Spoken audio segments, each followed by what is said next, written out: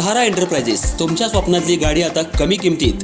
इचलकरंजी शहरालगत असलेल्या कबनूर चंदूर रोडवर कोन्नूर पार्कमधल्या सहारा एंटरप्राइजेस इथं पश्चिम महाराष्ट्रातली विविध बँका आणि फायनान्स कंपन्यांनी जप्त केलेल्या जुन्या दुचाकी आणि चारचाकी गाड्यांची विक्री केली जाते. शोरूम किमतीपेक्षा 25 ते 50% कमी दरात, उत्तम स्थितीत आणि संपूर्ण कागदपत्रांसह त्वरित डिलिव्हरी. दुचाकी 20,000 पासून पुढं तर चारचाकी 50,000 पुढं. आपल्या पसंतीची कार किंवा बाईक आता अगदी परवडणाऱ्या दरात घेऊन जा. विश्वास, पारदर्शक व्यवहार आणि उत्तम सेवा हेच आमचं वैशिष्ट्य. पत्ता Konnur park, Kabnur Chandur road, Ichalkaranji. Proprietor Rajubhai Ajgar. संपर्क 8055810910 आणि 9860785786. सहारा एंटरप्राइजेस, दर्जा, विश्वास आणि बचत यांचं परिपूर्ण ठिकाण.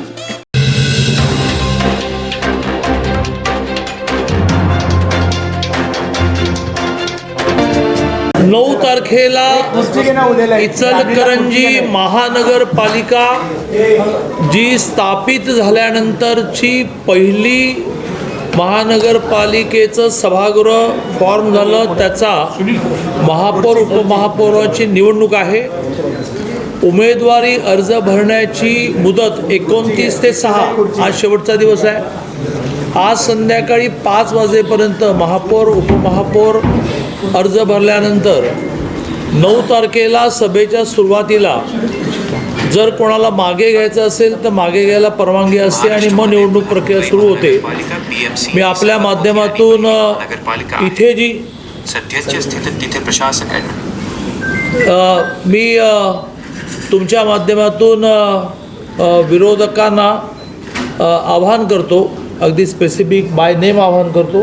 त्यांचे प्रमुख मदन कारंडेंना आवाहन करतो. आणि तुम्ही म्हणाल की तुमचे मित्र आहेत, तुम्ही बाहेर पडल्यानंतर फोनही करतो. ते घरी आहे म्हटलं तर घरी पण जातो. पण स्वर्गीय अजितदादा जाण्याच्या पार्श्वभूमीवर सगळ्याच ठिकाणी निवडणुका बिनविरोध होत आहेत. पिंपरीचा महापौर निवडणूक आज आहे, पण फॉर्म भरतानाच विरोधकांनी न भरल्यामुळे तिथला महापौर बिनविरोध झाला. सांगलीचा महापौराची निवडणूक 10ला आहे, पण उमेदवारी अर्ज भरण्याच्या दिवशीच कोणी भरले नाही. त्यामुळे BJPचा धीरज सूर्यवंशी महापौर म्हणून बिनविरोध घोषित झाला. कोल्हापूरला मी सतेज पाटील उर्फ बंटी पाटील यांना सारखं आवाहन करतो आहे की तुम्ही, ते प्रभारी पण आहेत पुण्याचे, पुणे आणि कोल्हापूरला बिनविरोध करा. तसं मी ते मदन कारंडेंनाही तुमच्या माध्यमातून आवाहन करेन की निवडणूक बिनविरोध व्हावी. विकास कामामध्ये सगळे एकत्र काम करू. विकास कामांमध्ये थोडं झुकतं मापी देऊ. आमची पद्धत अशी आहे की आमच्याकडे आम्ही कोर कमिटी म्हणून नावं सुचवतो. शिवसेनेचे रवीजी पण बरोबर आहेत. नावं सुचवल्यानंतर आमची कोर कमिटी जी 7 जणांची आहे ती राज्यातल्या अगदी विधानसभेचे उमेदवार, मग उद्या मंत्रिपदं, महापौर, स्थायी सगळं 7 जणं बसून आम्ही ठरवतो. कधी कधी आम्ही ऑनलाईन एकत्र येतो, पण 2 जणं मात्र समोरासमोर बसतात. देवेंद्रजी राज्याचे माननीय मुख्यमंत्री महोदय आणि रवीजी चव्हाण जे राज्याचे अध्यक्ष आहेत.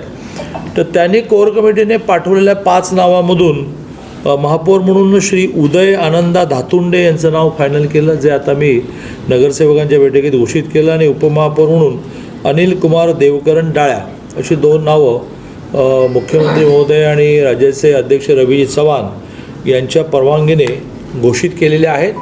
आणि पुन्हा एकदा मदन साळकेंना आवाहन करतो आहे की आपण विकास कामामध्ये खूप तसं छोटं आहे आपलं इचलकरंजी, आपण हातात हात घालून काम केलं पाहिजे. त्यामुळे बिनविरोध व्हावी. पार्टी म्हणून काही संकेत आहेत, तर त्याच्यामध्ये जे फायनल झालं आहे तेच घोषित करतात.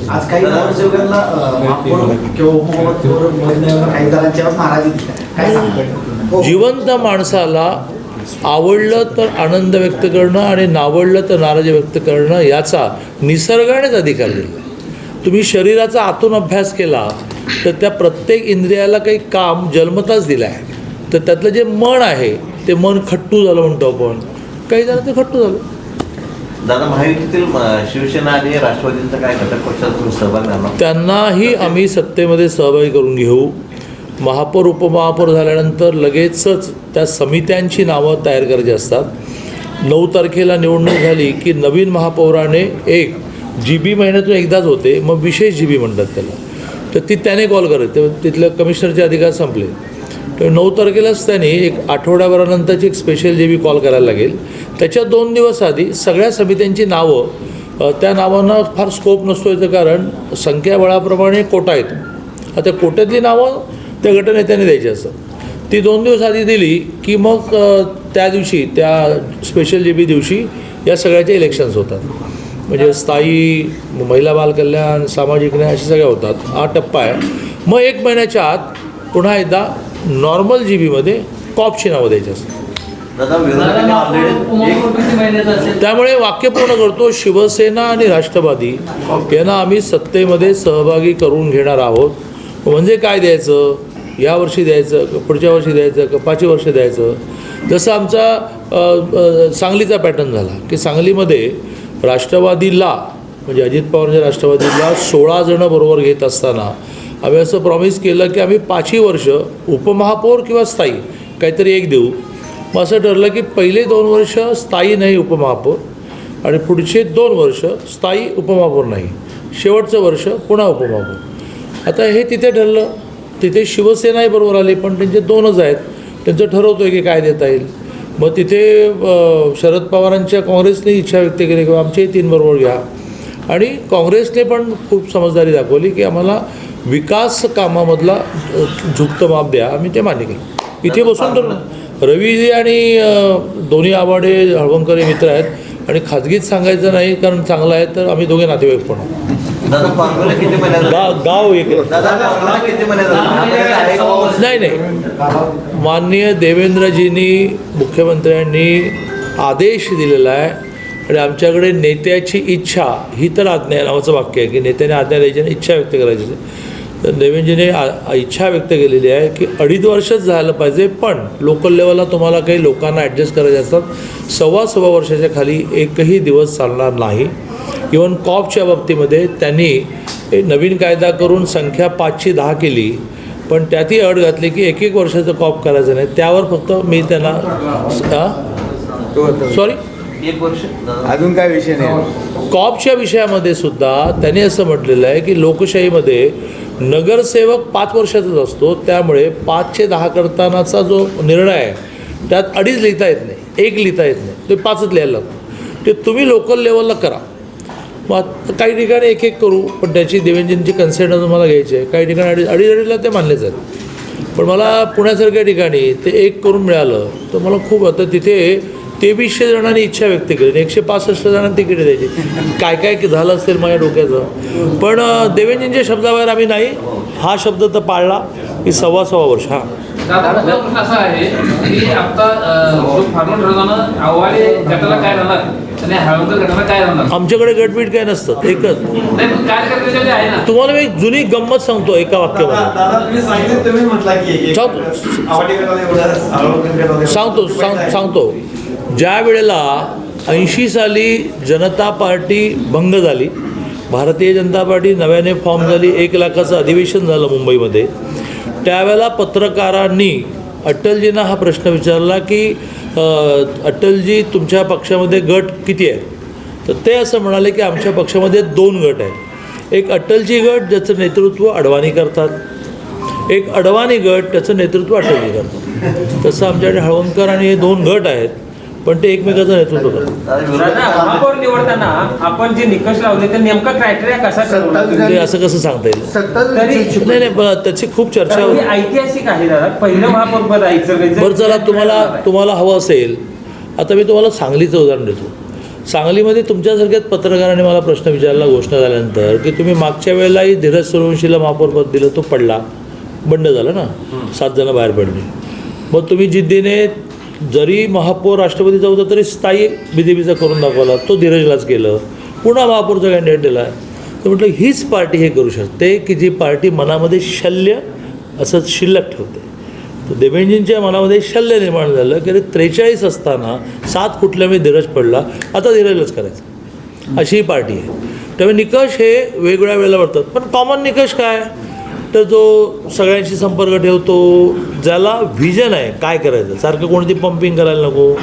व्हिजन नसली तर ब्रीफिंग घेण्याची सवय आहे की बा ते हे नगरला त्यांनी असं कसं काय केलं, मग मला जरा त्याचं ब्रीफिंग करा. असं विकासाची व्हिजन असणारा किंवा विकासाच्या व्हिजनसाठी इतरांची मदत घेणारा, आपल्या सगळ्या सहकार्यांना बरोबर घेऊन जाणारा हे निकष असतात. दादा, लोकसभा झाली, विधानसभा झाली, आता महापालिका झाली, हळवणकरांचं पुनर्वसन कधी होणार? तुम्ही वारंवार मला घोषित करायला लावताय.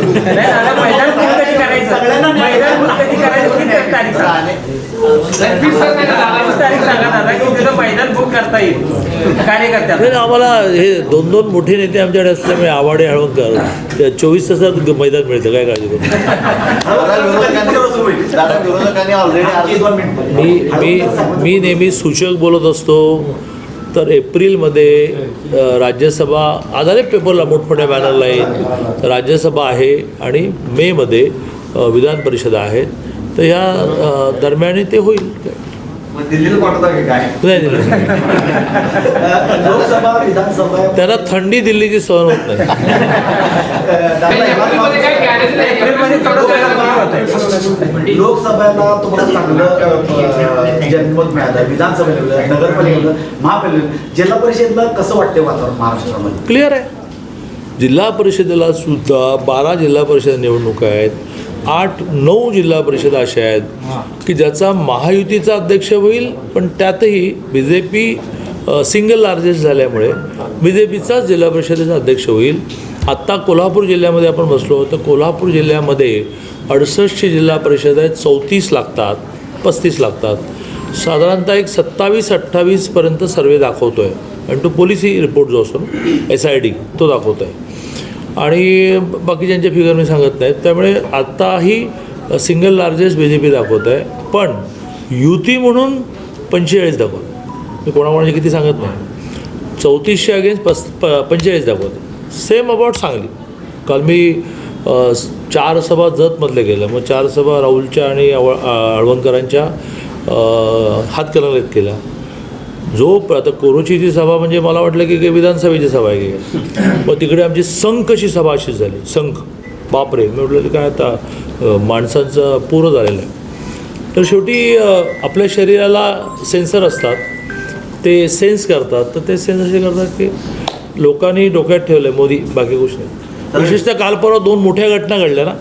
एक तर अमेरिकेने टॅरिफ 218 केलं आणि त्याचं शीर्षक तुम्हीच तयार केलं की अमेरिका भारतापुढे नमली. तर ही एक मोठी घटना झालेली आहे की ज्यामुळे लोकांना जो कॉन्फिडन्स आहे मोदीमध्ये तो आणखी वाढला. दादा, विरोधकांनी अर्ज भरले आहेत आणि अजून पण त्यांचा आवाडे आणि हळवणकरांच्या गटाच्या नाराजीवर चमत्कार घडेल असा विश्वास आहे. चमत्कार दादा, महापालिका आपली झाली. काय झालं? एक मिनिट थांबा. मला कुठल्याही गोष्टीचं अर्धवट सोडणं आवडत नाही. चमत्कार आधी होत होते, आता ऑन स्पॉट डिस्क्वालिफिकेशनचा कायदा झाला. नंतर प्रोसिजर ऑन स्पॉट आहे. तो जो निवडणूक अधिकारी असतो, कलेक्टर, इथला कोण आहे माहीत नाही, कोल्हापूरचा कलेक्टर आहे, कलेक्टर. तर त्यांना प्रोसिजर सांगतो की समजा 11 वाजता मस्टर ओपन होतं, त्यानंतर कोणाला आत यायला परवानगी नसते.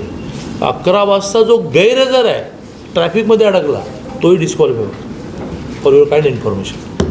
दादा, महापालिका आता झालेली आहे, इचलकरंजीचा पाण्याचा प्रश्न लवकर सुटेल का? आता महापौर तुमचा आहे, आमदार तुमचे, खासदार तुमचे. तुमच्या सगळ्यांच्या आशीर्वादामुळे चांगलं यश मिळालं, पण समजा नसतं मिळालं तरी पाण्याचा प्रश्न लवकर सोडवला असता.